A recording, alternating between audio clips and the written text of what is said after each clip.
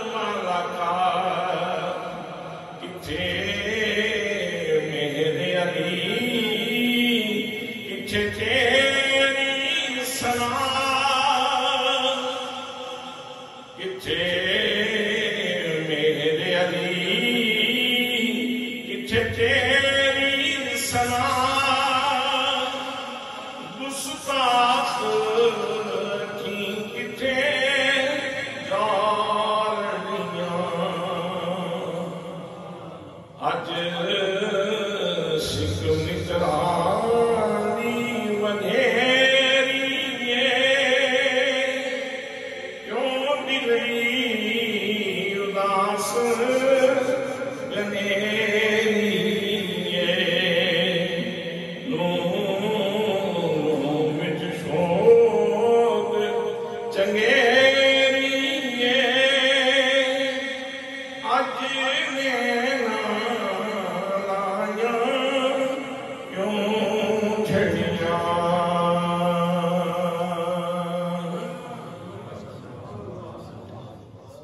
زیب مسند صداقت فیض یاب فیضانی حضور سیدی ضیاء الامت استاذ العلماء و مشائخ استیاب مدارس استاذ مکرم جناب حضرت علامہ مولانا پروفیسر حافظ احمد بخش صاحب سینئر مدرس دارالعلوم محمدیہ غوثیہ بیلا شریف پیر طریقت رہبر شریعت استاذ العلماء جناب حضرت علامہ مولانا پیر ابرار حیات شاہ صاحب رونق محفل زینت السادات جناب حضرت علامہ مولانا پیر سید صفدر حسین شاہ صاحب گیلانی خطیب جامع مسجد غازہ استاذ العلماء جناب حضرت علامہ مولانا محمد اشرف چشتی صاحب صدر سنی علماء کونسل عمر اقبال خطیب شریف لسان جناب حضرت علامہ مولانا حافظ اسرار احمد چشتی صاحب و دیگر علماء کرام معززین شہر معززین علاقہ برادران اسلام برادران طریقت برادران محبت السلام علیکم ورحمۃ اللہ وبرکاتہ آج کی یہ سالانہ قدیمی یا رسول اللہ کانفرنس جو اللہ کے فضل سے اب صرف کانفرنس نہیں رہی یہ صرف جلسہ نہیں رہا بلکہ اب یہ ایک تربیتی ریفریشر کورس بن چکا ہے اور اس کانفرنس نے کتنے لوگوں کے مقدس سنوارے ہیں آپ ملکبال کے رہنے والے لوگ ہیں تھوڑا سا پیچھے جان کے دیکھیں تو یہاں ملکبال میں ایک ایس ایچ او صاحب آئے تھے غالباً شہزاد نام تھا ان کا شہزاد نامی ایک ایس ایچ او صاحب آئے تھے تو ملکبال کی اسی کانفرنس میں شریک ہوئے تو بعد میں جب کانفرنس سے فارغ ہو کے گھر گئے واپس آئے اگلی ملاقات میں وہ بتانے لگے کہ پہلے میں نماز نہیں پڑھتا تھا پہلے میری جبین سجدوں سے محروم تھی پہلے مجھے ذکر اذکار کا موقع نہیں ملتا تھا لیکن جب سے میں یا رسول اللہ کانفرنس میں حاضری دے کے گیا ہوں اس کے بعد سے میں نے نماز نہیں چھوڑی اس کے بعد سے میں اللہ کی بارگاہ میں سجدہ دینے والا بن گیا ہوں تو اس لحاظ سے یہ کانفرنس بڑی مفید کانفرنس ہے اور قسمت سازی کرنے والی کانفرنس ہے ابھی چند ہی لمحوں کے بعد آپ کے مقبول خطیب العصر جن کے بارے میں اگر یہ کہوں تو یہ بعید نہیں ہوگا ایسے لگتا ہے جیسے حضور سیدی ضیاء الامت حضرت جسٹس پیر محمد کرم شاہ الازہری رحمت اللہ تعالیٰ علیہ نے ان کو یہ دعا دی ہے بیٹا جندرے توڑتے دلوں میں بڑھ جا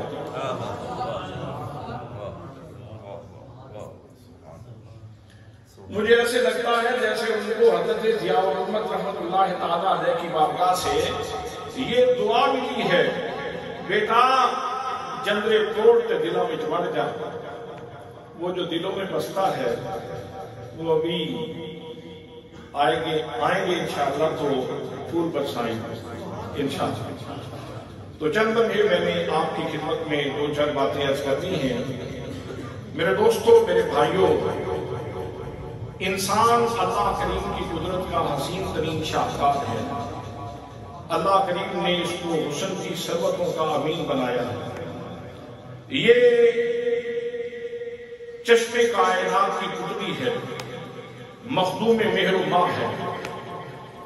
جو کچھ اللہ کریم نے اس زمین کے سینے کے اوپر پیدا کیا ہے وہ سب اس کی زندگی کے لیے ہے چاند اپنی چاندنی اس کی خدمت میں پیش کر لے تو چاند کی معراج ہو جاتی ہے. سبحان اللہ تو کہیں اللہ کا نام لیتے ہیں. میرے اوپر تو کوئی احسان نہیں. بنانے والے نے آپ کو حسین بنایا ہے, خوبصورت بنایا ہے. چشمے کائنات کی پتلی آپ کو بنایا ہے, مخدوم مہرباں آپ کو بنایا ہے. چاند اگر آپ کی خدمت کر لے تو اس کی معراج ہو جاتی ہے. سورج آپ کی خدمت کر لے تو سورج کی معراج ہو جاتی ہے. ہوا اپنی برودت, اپنی ٹھنڈک اگر انسان کی خدمت میں پیش کر لے تو ہوا کی معراج ہو جاتی ہے. یہ پہاڑ کھڑے ہیں زمین کے اوپر اور انسان کا انتظار کر رہے ہیں. کوئی سینہ لے کوئی اپنے سینے میں سونا لے کے کھڑا ہے, چابی جیسا پہاڑ, اور انسان کا انتظار کر رہا ہے. انسان آئے, اپنی امانت وصول کرے اور میری معراج ہو جائے. کیوڑے کا پہاڑ انسان کا انتظار کر رہا ہے, آئے جپسم وصول کرے, نمک وصول کرے, کوئلہ وصول کرے, یہ اپنی امانت وصول کرے اور میری معراج ہو جائے. حضرات درخت اپنے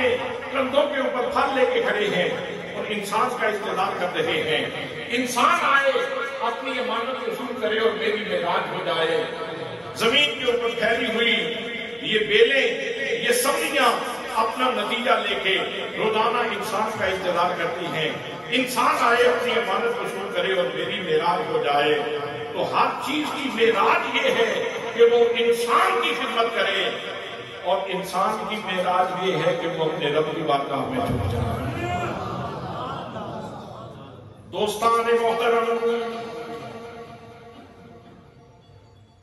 انسان کو اللہ کریم نے اتنا خوبصورت بنایا کہ اس کے حسن کی بات کرنے سے پہلے, اس کی جمالیاتی صنعتوں کی بات کرنے سے پہلے, اس کے بانپن کی بات کرنے سے پہلے, اس کی کرامت کی بات کرنے سے پہلے,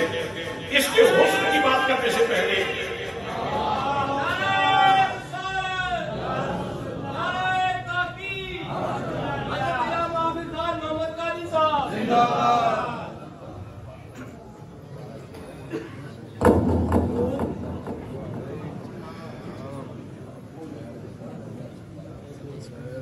جناب سیدھے مسند پہ تشریف لے.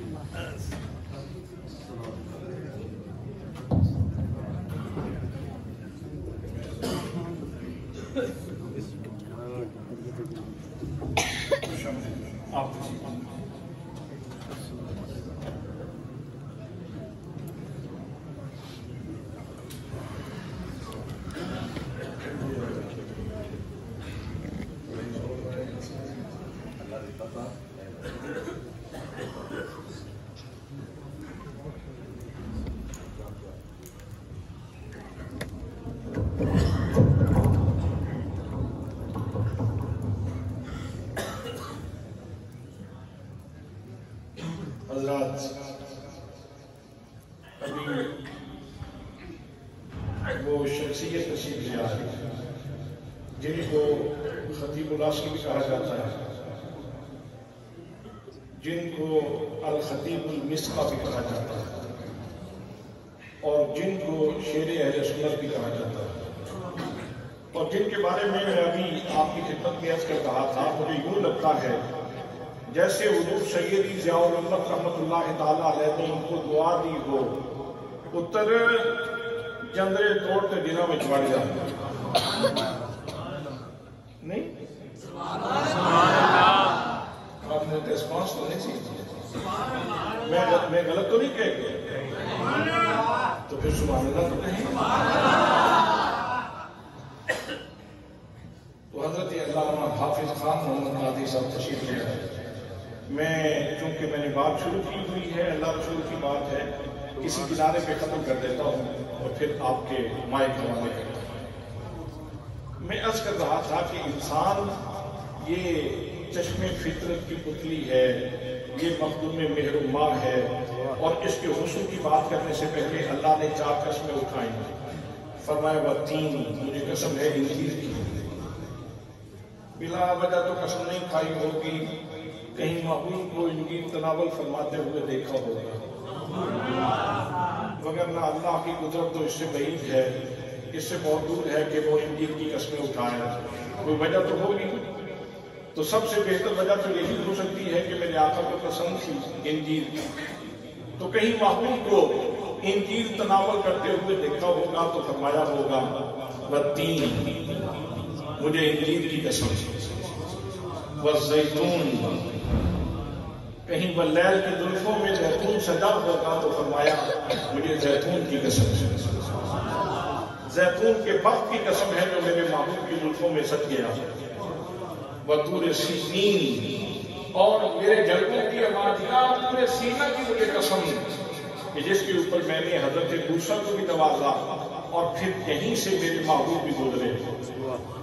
اس کو میں نے اپنے جلدوں سے نوازا، مجھے پورے سینہ کی قسم، وہذا البلد الامین، اور مجھے اس امن والے شہر مکہ المکرمہ کی قسم جس نے مصطفیٰ کے قدموں کی خیرات پائی اور بلد امین بن گیا۔ لقد خلقنا الانسان فی احسن تقویم، لام تاکید ہے، کا تحقیق کے لیے ہے، جمع کا صیغہ ہے، تاکید در تاکید، قسم خداوند قدوس اٹھا رہا ہے، کسی عالم کی قسم نہیں، کسی فاضل کی قسم نہیں، کسی محقق کی قسم نہیں، کسی مدقق کی قسم نہیں، کسی مفسر کی قسم نہیں، کسی محدث کی قسم نہیں، حضرات کسی ولی کی قسم نہیں، کسی نبی کی قسم نہیں، اللہ قسم اٹھا رہا ہے، اور ایک نہیں پوری 4 قسمیں اٹھا رہا ہے، اور پھر اس کے بعد نام تاکید ذکر کیا جا رہا ہے، کا تحقیق کا ذکر کیا جا رہا ہے، پھر جمع کی ضمیر استعمال کی جا رہی ہے، اور ساتھ فرمایا جا رہا ہے لقد خلقنا الانسان فی احسن تقویم، سونیا اساں تینوں بہت سونا بنایا، ماہیا اساں تینوں بہت سونا بنایا، انسان میں نے تجھے بہت بہت خوبصورت بنایا، تقویم کے اعتبار سے تم انتہائی خوبصورت ہو، لیکن حضرات اللہ نے صرف بنا کے چھوڑ نہیں دیا،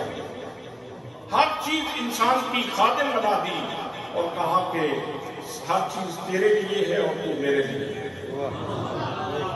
اور ساتھ یہ کہہ دیا ذہن میں رکھنا کہ تم جہان ابتلا میں ہو، جہان آزمائش میں ہو، میں نے تجھے اس لیے یہاں بھیجا ہے کہ جب تم واپس آؤ تو حسن لے کے آؤ، میرے پاس آؤ تو جمیل بن کے آؤ، حسین بن کے آؤ، تو مالک کوئی معدن تو بتا دے، کوئی مقصد تو بتا دے، وہ مرکز تو بتا دے، جہاں سے حسن کشید کریں تو ہم خوبصورت ہو جائیں، وہ معدن تو بتا، وہ مقصد تو بتا، وہ مرکز تو بتا، جہاں سے حسن کشید کریں تو حسین ہو جائیں، تو فرمایا لقد کان لکم فی رسول اللہ اسوۃ حسنہ، میرے محبوب صلی اللہ تعالیٰ علیہ وسلم کی زندگی میں تم سب کے لیے حسن کی خیرات موجود ہے، حسن کی خیرات موجود ہے، جو بھی حسین ہونا چاہتا ہے وہ اس مرکز حسن کے قریب آ جائے تو وہ جمیل ہو جائے گا، وہ حسین ہو جائے گا۔ اور آخری بات یہ ہے کہ نبی مقدم صلی اللہ تعالیٰ علیہ وسلم کی حیات مبارکہ 63 سال، اور فیض لینے والے کتنے، انسان کتنے، ذرا دیکھیں کتنے لوگ ہیں، حضرت صدیق اکبر رضی اللہ تعالیٰ عنہ سے لے کر حضرت علی المرتضیٰ سے لے کر حضرت خدیجہ الکبریٰ سے لے کر حضرت زید بن حارثہ سے لے کر آخری مسلمان تک، بلکہ صرف مسلمان نہیں پوری انسانیت کو لقم اپنے گھیرے میں لیے ہوئے ہے، جو بھی حسن لینا چاہے آئے کلمہ پڑھے مصطفیٰ کے قریب ہو جائے تو حسین ہو جائے گا۔ انسان کی نہیں، اور طبیعتوں میں تنوع بھی ہے، ایک جیسی طبیعتیں بھی نہیں، طبیعتوں میں تنوع بھی ہے۔ حضرات بس تتمہ یہ ہے، خلاصہ یہ ہے کہ جتنی انسانیت ہے یہ سارے کے سارے لوگ، ان کی زندگیاں کاسہ سوالی ہیں، توجہ ہے آپ کی، جتنی انسانیت ہے، صحابہ کرام ہوں، اہل بیت اطہار ہوں، تابعین ہوں، تبع تابعین ہوں، سلف صالحین ہوں، تمام لوگ، ان سب کی زندگیاں کاسہ سوالی ہیں، اور میرے آقا کی زندگی وہ چشمہ فیاض، چشمہ فیاض ہے۔ جو بھی میرے آقا کی بارگاہ میں آئے حسن کی خیرات لے اور جمیل ہو جائے، حسین ہو جائے، نہ ہاؤ سے نہ نعرہ زنی سے ملتا ہے، پتہ خدا کا خدا کے نبی سے ملتا ہے۔ ارے ان کو چھوڑ کے جنت جو جا سکو تو جاؤ، وہ تو راستہ ان کی گلی سے ملتا ہے۔ دعا ہے کہ اللہ کریم ہمیں اس مرکز حسن کے قریب رہ کر اپنی حیات مستحب کے لمحات گزارنے کی توفیق و رحمت فرمائے۔ وما علیہ الا البلاغ المبین۔